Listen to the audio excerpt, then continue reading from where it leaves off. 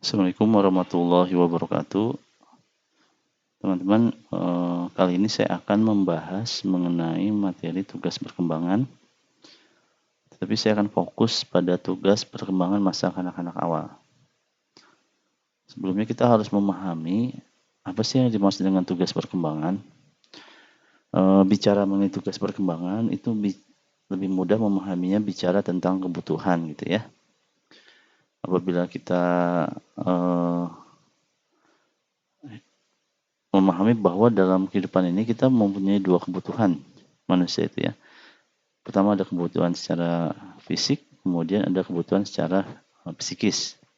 Nah, untuk kebutuhan fisik, misal makan, minum, tidur, itu menjadi bagian-bagian yang harus kita penuhi ketika kebutuhan itu muncul. Sama halnya dengan kebutuhan psikis, kebutuhan-kebutuhan ini muncul sesuai dengan fase atau periode kehidupan. Kalau bicara tentang fase atau periode kehidupan, kita akan bicara mengenai pembagian fase yang oleh ahli, saya mengutip dari Harlock, itu terbagi atas 0 sampai 2 tahun itu masa bayi, kemudian 2 sampai 6 itu masa kanak-kanak awal, kemudian 6 sampai 12 itu masa kanak-kanak akhir, 12 sampai 21 itu masa remaja, 22 sampai 55 itu masa dewasa. Nah, 56 ke atas itu masa lansia. Nah, di setiap fase atau periode kehidupan itu, manusia memiliki kebutuhan secara psikologis. Sama halnya dengan kebutuhan fisik, apabila kebutuhan tersebut tidak kita penuhi, maka yang terjadi adalah masalah. Kita lapar, waktunya makan siang kita harus makan siang. Apa yang terjadi kalau ketika kita lapar kita selalu menunda untuk memenuhi kebutuhan lapar kita? Yang terjadi lama-kelamaan adalah sakit. Contohnya muncul sakit lambung, ya, atau mungkin jadi mah dan mahnya menjadi kronis gitu kan. Nah, itu akan menimbulkan kesulitan buat kita sendiri dan masalah buat kita. Untuk selanjutnya, itu akan menyulitkan ketika kita harus melakukan kegiatan-kegiatan yang lain. Sama halnya dengan tugas secara psikis ini, dalam setiap fase tadi, itu ada kebutuhan yang harus dipenuhi. Itu namanya tugas perkembangan. Apabila pada fase itu kita tidak memenuhi, maka yang muncul adalah masalah. Gitu ya. Saya ambil contoh, anak kecil tuh suka mengeksplorasi, ingin tahu ini, ingin tahu itu, menjelajah di setiap sudut rumah gitu ya. Apakah itu menjadi bagian yang hanya keinginan anak atau menjadi tugas perkembangan? Nah, itu merupakan tugas perkembangan, artinya kebutuhan psikis dia. Jadi dalam proses hidup itu kita harus memenuhi dua kebutuhan secara fisik dan kebutuhan secara psikis. Kalau kebutuhan fisik umumnya orang sudah sangat paham, gitu ya, tanpa belajar pun itu menjadi naluri buat orang untuk misalnya ketika dia lapar, dia capek, dia tidur gitu kan, dia haus dia minum. Tapi untuk masalah kebutuhan secara psikis ini belum tentu orang tua, guru atau orang dewasa lainnya paham mengenai ini. Nah, ini pentingnya kenapa kita sebagai orang tua, guru dan orang dewasa yang selalu berinteraksi dengan anak memahami tugas perkembangan itu. Kita akan Oke, untuk selanjutnya faktor sumber muncul tugas perkembangan. Yang pertama adanya kematangan fisik tertentu pada fase perkembangan tertentu. Ini artinya ketika tugas perkembangan itu muncul pada periode tersebut, biasanya ditandai dengan kematangan fisik. Oke, ketika kita salah satu tugas perkembangan anak, saya ambil contoh adalah bersosialisasi. sekali lagi mengeksplorasi lingkungan gitu ya. Nah, ketika dia bersosialisasi, bermain dengan teman, itu biasanya terjadi diawali dengan secara fisik anak ini sudah matang, eh, tubuhnya gitu kan, motorik kasarnya, motorik halusnya, sehingga dia bisa melakukan tahapan pada fase itu. Kemudian yang kedua, tuntutan masyarakat secara kultural, membaca, menulis, berhitung, dan organisasi. Ini bisa kita contohkan pada usia-usia 5 tahun sampai 6 tahun ketika masa kanak-kanak awal. Seringkali orang tua itu berharap atau cenderung memaksa anak untuk bisa membaca, menulis, berhitung. Karena apa? Lebih kepada karena tuntutan masyarakat secara kultural. Misalnya dia melihat teman anaknya sudah bisa membaca, menulis. Banyak anak-anak yang masuk TK keluarnya bisa baca dan nulis. Akhirnya dia berpikir untuk anaknya juga harus bisa. Nah, ini tuntutan masyarakat secara kultural. Dan ini yang sering terjadi di masyarakat kita gitu ya. Oke, kemudian tuntutan dari dorongan dan cita-cita individu itu sendiri. Oke, tugas perkembangan selanjutnya muncul dari tuntutan atau dorongan dari cita-cita individu itu sendiri.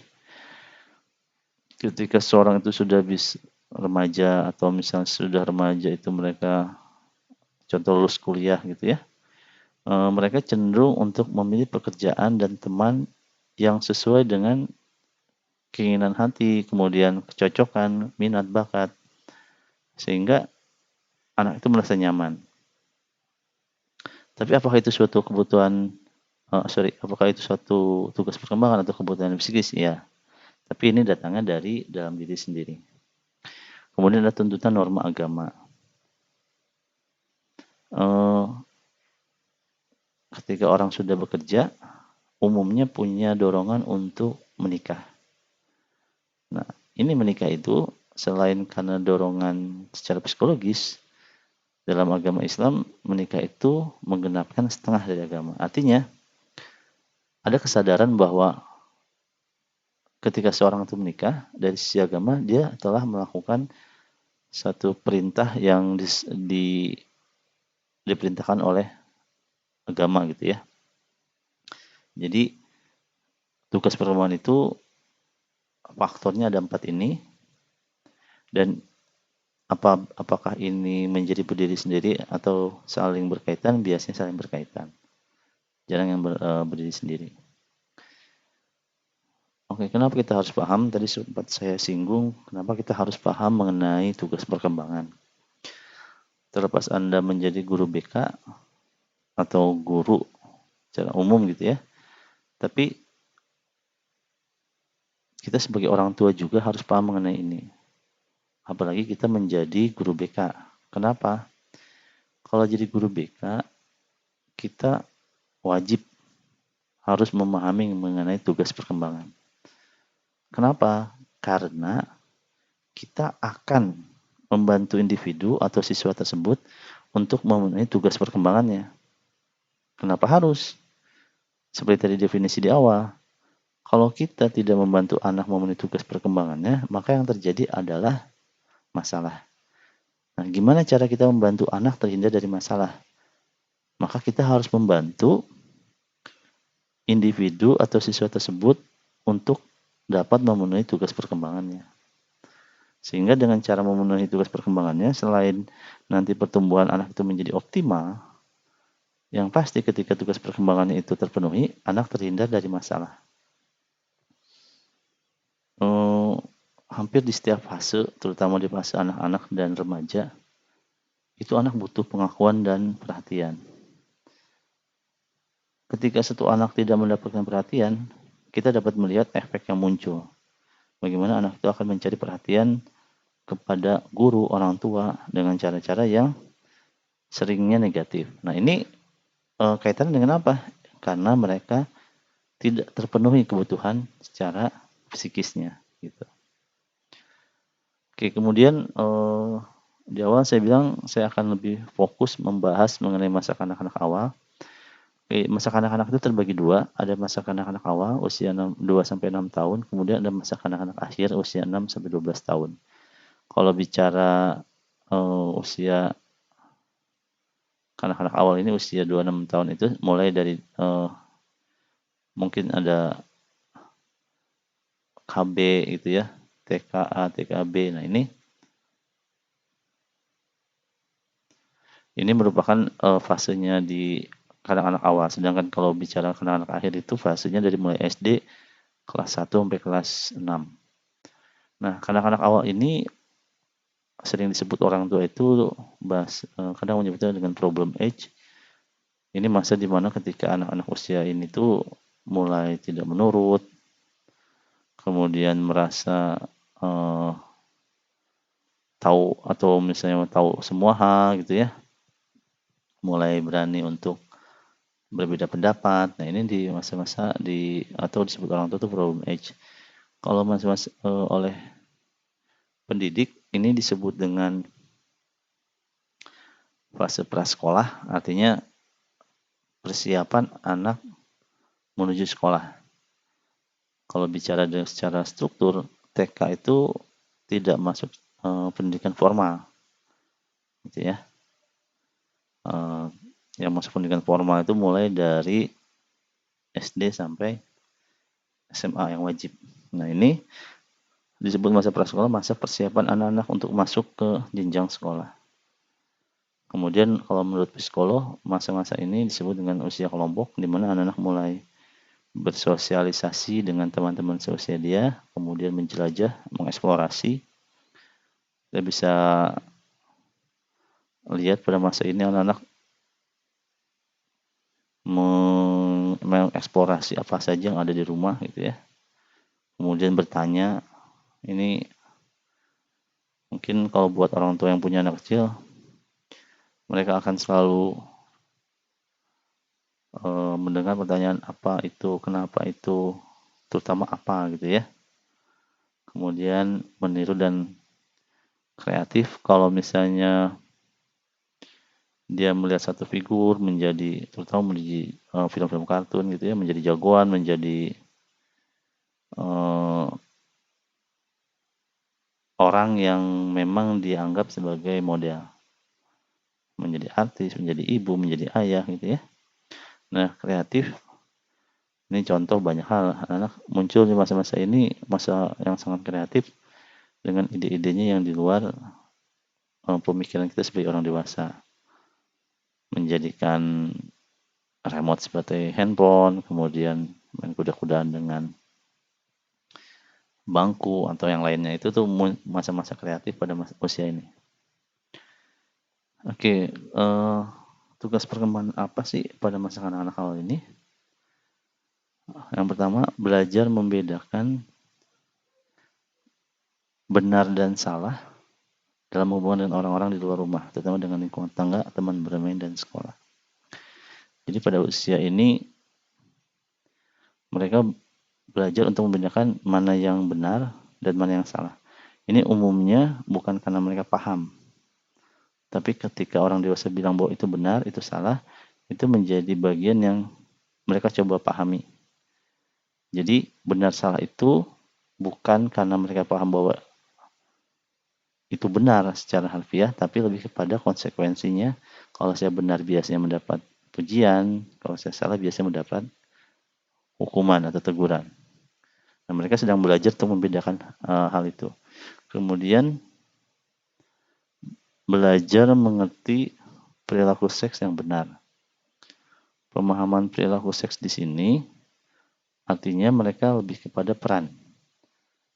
Ya, jadi anak-anak umumnya belajar untuk membedakan peran dia sebagai perempuan atau peran dia sebagai laki-laki.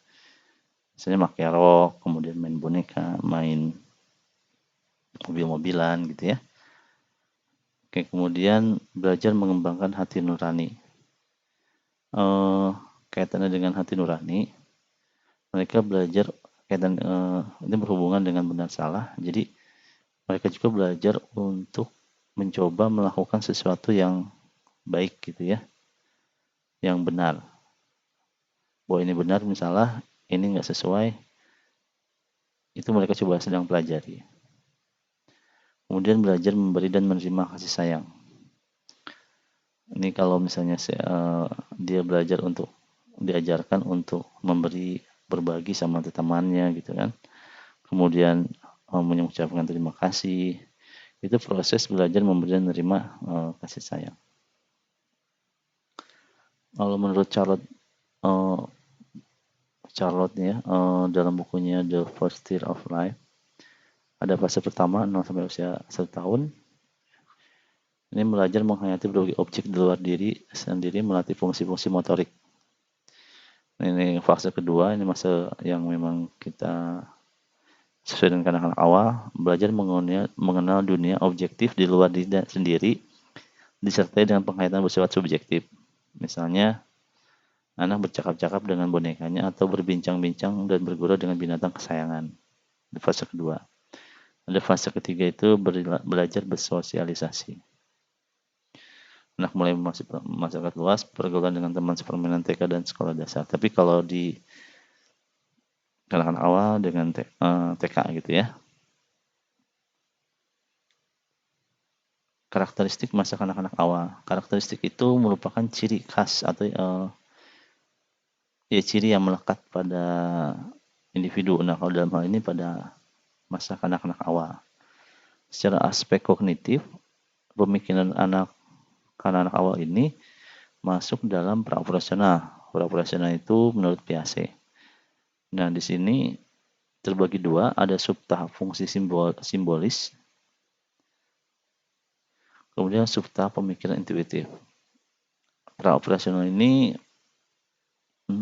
anak memang belum pada fase abstrak ya, dia masih fase konkret. Tapi kemudian dia coba belajar untuk membayangkan suatu objek yang tidak ada, tapi belum sempurna. Karena memang pada fase ini masih sangat konkret gitu ya.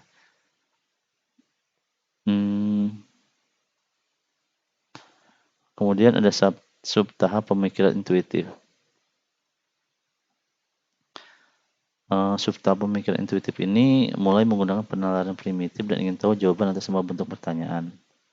Ini yang tadi disebut masa rasa ingin tahunya tinggi, di mana anak-anak itu selalu bertanya terhadap sesuatu benda atau peristiwa yang dia belum tahu. Jadi dia selalu bertanya, ibu itu apa?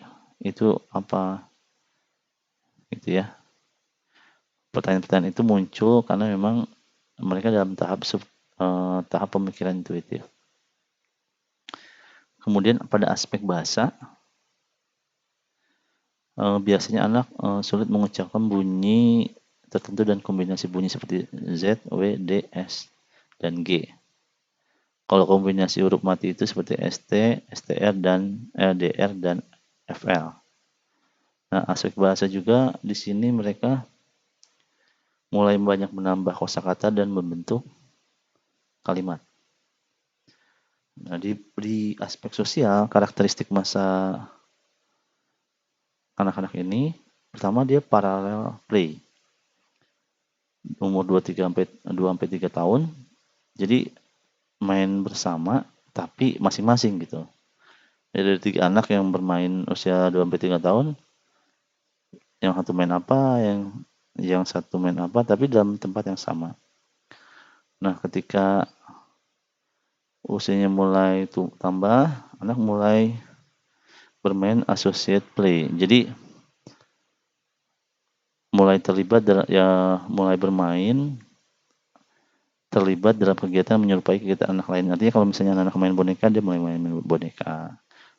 Ketika anak-anak mulai main congklak, dia main congklak gitu ya.